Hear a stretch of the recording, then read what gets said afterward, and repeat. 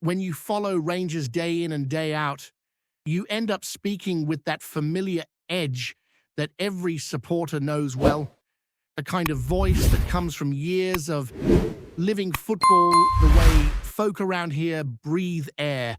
And honestly, sometimes it feels like people forget what this space is all about. This is a place for Rangers supporters, a place where the chat is open, honest, and never watered down just to keep strangers happy. So let me say this straight, with the same bluntness you would hear in any pub near Ibrox. If I feel like criticizing a national side, I'll do it without blinking. If it's Scotland one week, England the next, Wales after that, it makes no difference. It is football, not sacred scripture. Folk act like giving an opinion is some kind of crime, but that's not how we do things here. If someone cannot handle that, then they're free to wander off. This channel has always been about Rangers first, Rangers second, and Rangers third. Now moving into what truly matters, because the club gives us plenty to talk about. The transfer window creeping up always stirs those rumors that feel like they appear out of nowhere. And the latest name linked to Ibrox sounds like somebody pulled it out of a geography exam. A lad from Kazakhstan, a winger, young, energetic, supposedly versatile, but mainly used out on the left. And before you even take a breath, you start asking yourself why on earth we would chase yet another left-sided attacker when we've already got a queue forming at that spot. You look at the squad and the picture is clear enough. Young Finlay Curtis is still trying to force his way into regular minutes, but every time you think he'll get a chance, someone else is moved ahead of him. Then there's the fact we've already got players like Kasama who can operate on that flank, Mikey Moore who pops up there when needed, and Cortez out on loan, who is also a left winger. So the idea of adding one more to the pile feels like taking an already crowded room and trying to squeeze one more chair in. It just does not make sense on paper, and yet here we are with the rumor gaining pace. The player has one of those names that makes you pause and rehearse it in your head before you try saying it out loud, and even then it still feels like you're butchering it. A young lad, early 20s, nearly 6 foot, someone who has bounced around a handful of clubs in Kazakhstan. The league there is not exactly the most watched competition on the planet, so trying to judge him feels like guessing in the dark. You can look up his stats and see he has been used everywhere, from left wing to right wing, from centre forward to attacking midfield, even as a makeshift fullback now and then.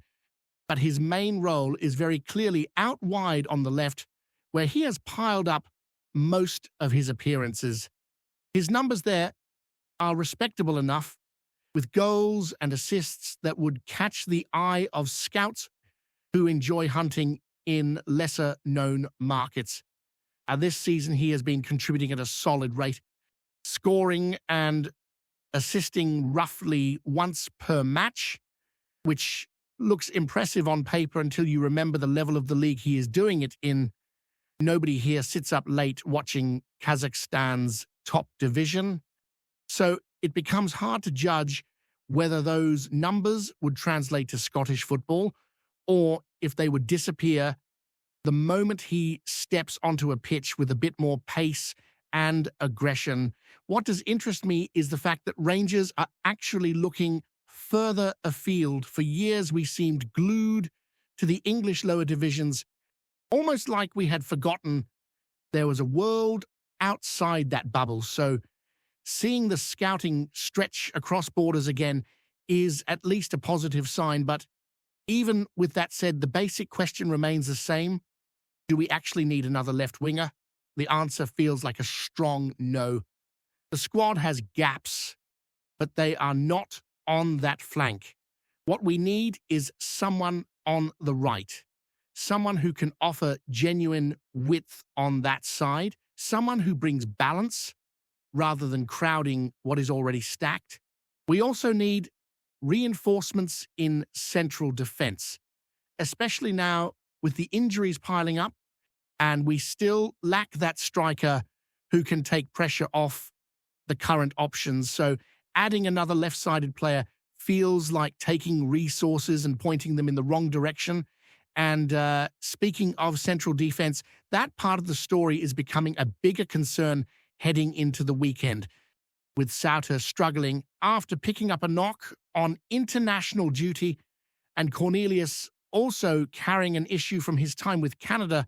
The back line could be stretched thinner than we would like. You start looking at the options and realize we might end up revisiting names that some people thought had been pushed aside for good. And yet, when you look at Clinton as an example, you start to wonder why he has been left out for so long. For all the criticism thrown at him, he actually has a surprisingly decent record whenever he has been on the pitch for Rangers. Matches where he has featured usually end in a draw or a win, with only a single loss across all his appearances. Of course, nobody is claiming he is single-handedly responsible for the results, but it does show the lad has not been the disaster some made him out to be. He was highly rated back in his early days, even earning praise from proper footballing legends who saw potential in his passing range and his ability to carry the ball out from deep. He is young, still raw in certain areas, and of course he has made mistakes, but that is part of growing as a defender. What baffles me is the idea of keeping him in the shadows while the squad is short on options. If he has a left foot and can offer balance in a back three, especially in a game against a side like Livingston, why on earth would we ignore the resources we already have? If he's training with the team, getting paid every week, and sitting in the stands watching everyone else, what is the point if he is never considered? It feels like wasted potential and wasted wages. Going into this next match, if both injured defenders remain unavailable, a back three featuring someone like him alongside Tavernier and Fernandez does not sound so outrageous. It is not a perfect solution, but it is at least a logical one, and Sterling could also shift in if needed, giving that extra physical presence.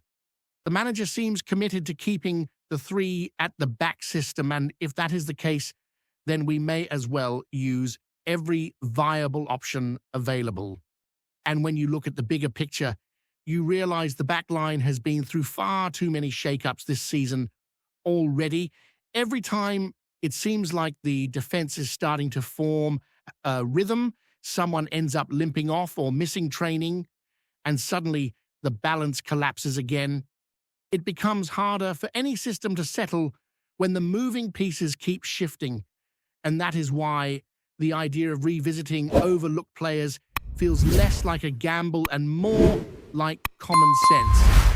The club has always made the most out of lads who were doubted early on, and plenty of players with rough edges ended up becoming reliable figures once someone actually trusted them to get a run of matches. So you look at Clinton and think, why not give him that chance now? Especially when the squad is stretched thin and there is a clear need for someone naturally suited to the left side of a back line. If the manager insists on sticking with three at the back, then structure becomes everything. Every defender in that shape has specific responsibilities, and without a proper left-sided option, the whole thing can end up looking lopsided.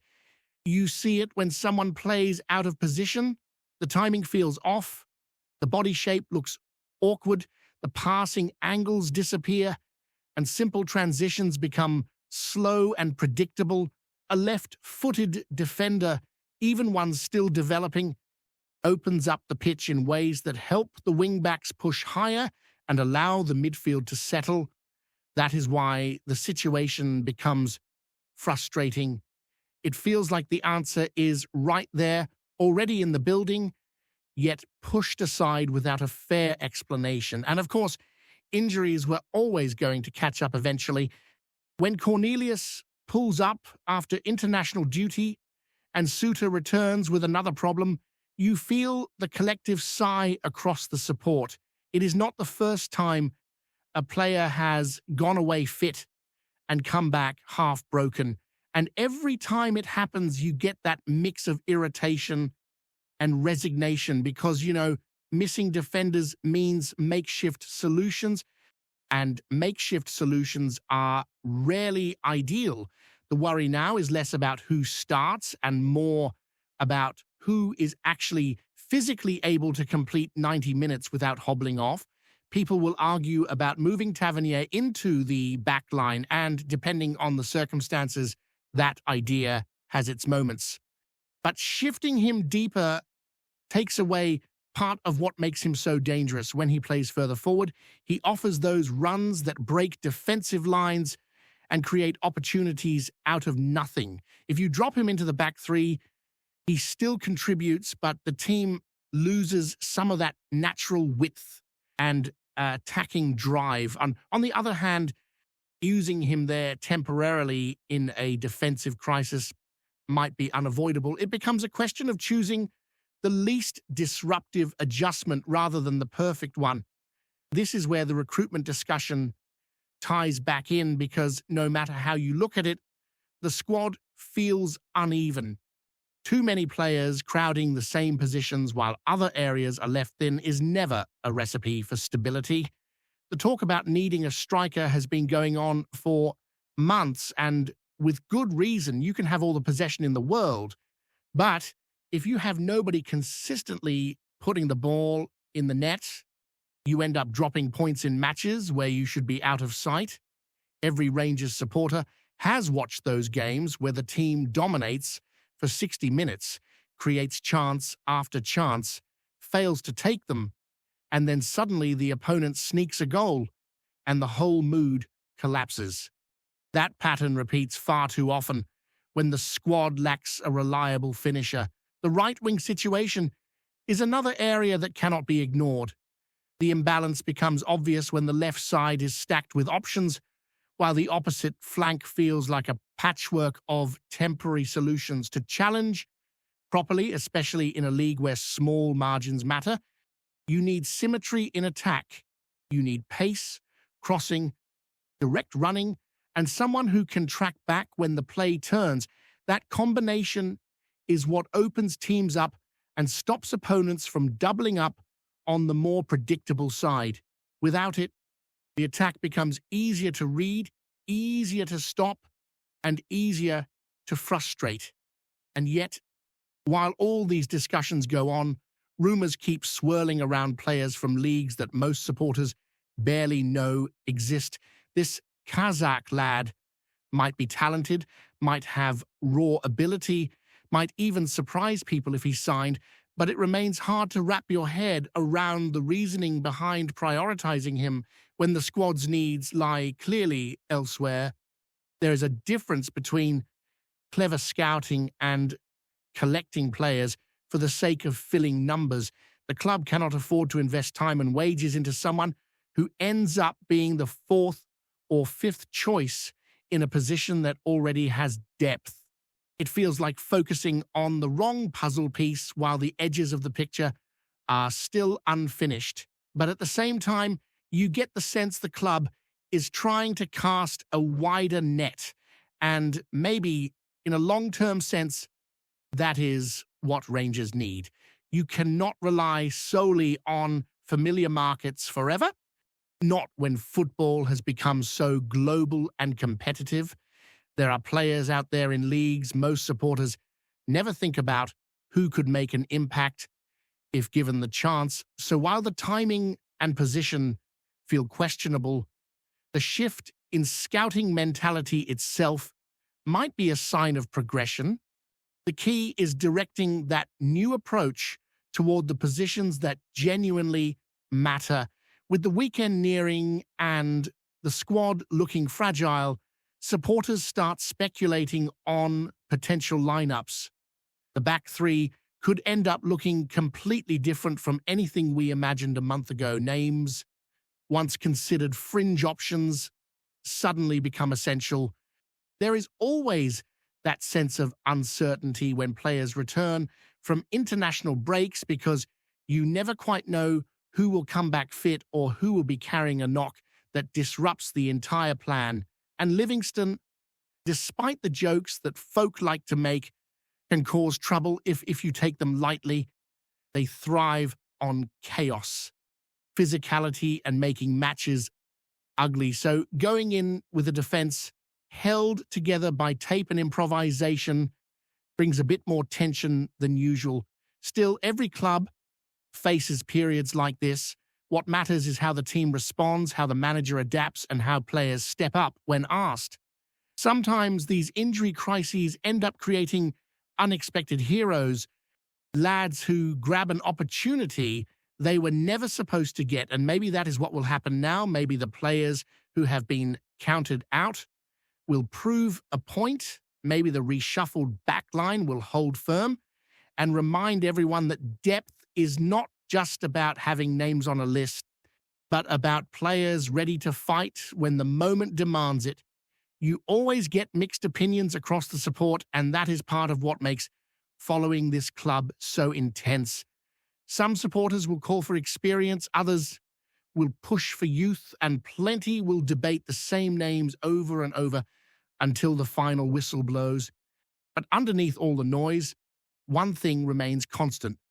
Rangers must keep climbing, must keep improving, must keep pushing forward, even when the squad looks stretched and the fixtures pile up. That's just the reality of football at this level. You do not get to pick and choose when to fight through adversity. You simply do it. Before we continue, make sure to subscribe to our channel and turn on notifications to get all the exclusive news about Rangers FC. Don't overlook any details about your beloved team.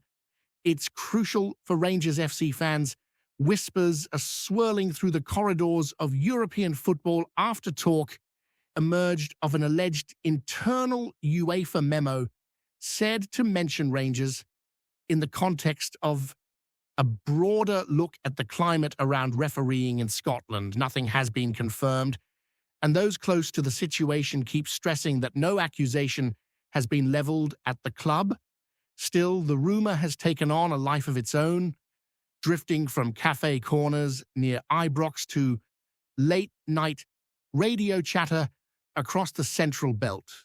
According to those claiming to have heard fragments of the document, the reference to Rangers is described more as a contextual note than a target of scrutiny. Even so, the mere hint of European eyes glancing towards Scottish officiating has ignited passionate debate. Supporters on all sides have been firing off theories, some joking, some dramatic, all feeding the growing sense of intrigue. A few insist it's nothing more than a routine administrative check blown out of proportion, while others swear there's something brewing, though none seem able to agree on what that something might be. Inside football circles, the rumor has been met with raised eyebrows rather than panic. Officials who've dealt with UEFA in the past say such internal reviews and reviews are not uncommon, particularly when discussions about officiating standards are already circling within domestic football. What has made this episode different is the way the Rangers name, even in a vague or incidental sense, adds weight, colour, and no shortage of drama. Around Glasgow, the story has become a kind of rolling murmur, growing louder each time it's retold. Some fans are brushing it off as mischief-making. Others are treating it like a plot twist in a season already heavy with narrative. For now, though, it remains just that, a rumour drifting on the wind, waiting either to fade away or to sharpen into something more concrete. Until any clarity emerges, the only certainty is that Scottish football never lacks for noise, especially when Europe is said to be listening. Greetings, fans. Make sure to hit that like button and subscribe to the channel, as it's greatly appreciated by Rangers FC. And don't forget to share your thoughts on the news in the comments section below. Until the next video, stay tuned.